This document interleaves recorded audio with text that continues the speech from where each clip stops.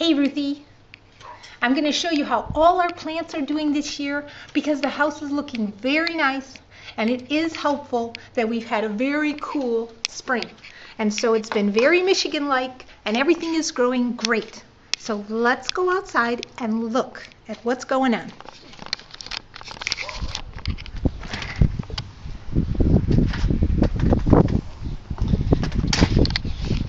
Okay, as you can see, I have my duckies in the front and I put in 2 flocks right here.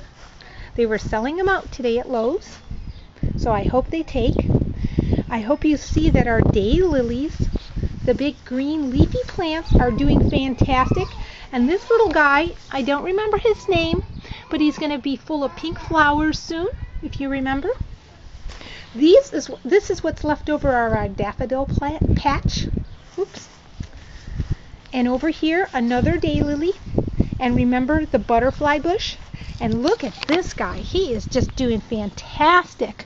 This little guy. I don't remember what he's called. Dark Dancer White Clover. I don't know. This is the little netty yellow flower, which I thought was dead. But actually, he's coming back. He just needs warmer climate. There's the moon plant growing, and as you can see, the myrtle that gets all the little red buds is already leafing out. And there are some geraniums I put in.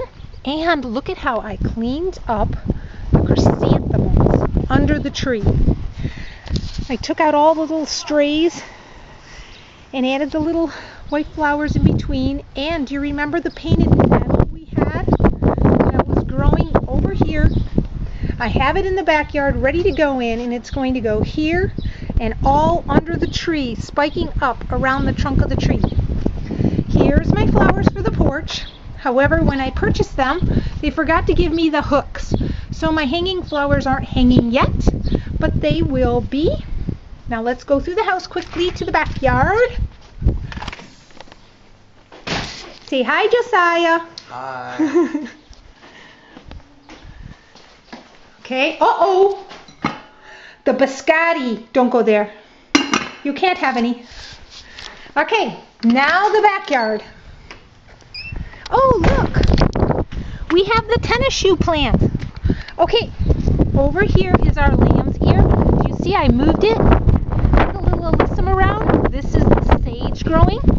Over here, this is that minty type plant. I don't know what it's going to do with flowers. I don't see the card anymore. I'm not sure. There's the chrysanthemum coming back for this year. Remember the big bushy chrysanthemum?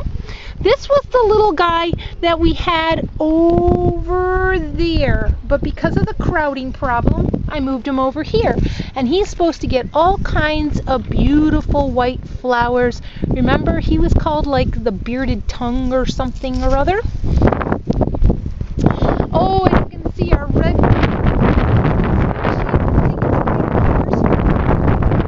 And over here for the backyard, look how full and green everything is growing in. Last year at this time, there was a lot of empty spaces, but as you can see, the daylilies are growing like crazy. There's some little alyssum I put in, and look at the candy top. It is like double in size, and it is so soft. Here's those little clover guys again. They have easily doubled. And here's the little squirt that looks like he wasn't going to make it. He's coming along. He's as big as the other ones were left. Over here are those plants that I told you about that like in the front yard that are just growing up, and they make this little yellow netting. Do you remember, like daisies? Well, they're growing bigger back here than they are in the front, and I thought those might have been dead. Remember these guys? They get stocky little purple flowers. I wish I knew all the names of these guys again, but I can't find the tag for them. But as you can see, they already have buds. Over here, we have the, what is his name? Growing, not chrysanthemum, not hyacinth. I can't remember his name, but you'll see him. Now, these are our lilies. Remember, we have red ones and white ones. I think these are the red ones, and then the white ones grow up later, stalky, like the Easter lilies. Remember this guy? He was always wilting last year. He's come back really, really strong. I don't remember his name, and I don't think his tag is here. Boy, I'm not too good as a flower namer. These are the new ones this year. I put in the phlox, as you can see. And this is an interesting little tubular plant that's supposed to handle the hot, hot weather. What are these guys called? Oh, let's see if we can find it. It doesn't, Jewel of the Desert. That doesn't really tell me much. And I don't have my glasses, so I'm not really sure. But they're supposed to get all kinds of orange little daisies. And as you can see, I'll get my shadow out of there. There they are. They're supposed to be covered with them. Okay? Now this is the little purple guy that we grew here, and he is not doing the best. He's our only one here that's struggling, and there was another one next to him that died where I put the phlox. This is the plumbago, similar to the one I had in the big yellow plant pot last year, but this is the perennial, and he's just barely coming back. So we'll see if he survives. Now, the other thing is, here we have our daylilies, and I think these are a slightly different color. I think they're like an orange, and although the phlox don't look too impressive here, this is actually a good sign, because if you remember, they didn't grow for almost 2 years, and I couldn't figure out why until I finally figured that the bunny was eating them as fast as they were growing. So now that I moved them here and sheltered them all winter with a ring around them, and now I put the blood meal, which is this black substance. This is the first time they haven't been eaten down. So this is the maximum amount of bloom we got this year, but next year they should be beautiful. Okay, and as you can see, the backyard is now butting up against a new home. Here's where they, oh, let's stop here. This is our new magnolia tree. He will grow, believe it or not, about 20 feet. And I will slowly work out the extra branches so that he becomes 3 or 4 main stalks. Over here is the huge hole they dug in the yard to hook up to the water, and as you can see, Josiah and I just fixed it today. We rode over it and over it with the tractor. This hole has been sunken 2 feet like a grave after they filled it in and water came and caused it to have a sinkhole. Then they brought dirt in and it was mounded about 1 foot high, and finally it has just sunk about right. I hope it doesn't sink anymore. Today we put the seed down in the topsoil on top. Now get a load of this garden. This has got to be the best garden we've had. The only drawback of this garden is that it's been so wet here or so cold that I haven't been able to plant more garden. So the other day I cut out huge piles of spinach, 2 huge pans, and made spinach pies. Okay, but these are cabbages, and that's some kind of bib-like lettuce. That's last year's spinach. That's this year's spinach. That's the beets. Onions, of course, you know, and the peas are getting tall enough that probably in a couple weeks these will have flowers. And here's a little second set. Now what I'd like to do over here is put in tomatoes, which I've been trying to do, but we've had these unusually cold temperatures. Oh, by the way, bad news. Mr. Oak finally died. Like this is as if that wasn't expected.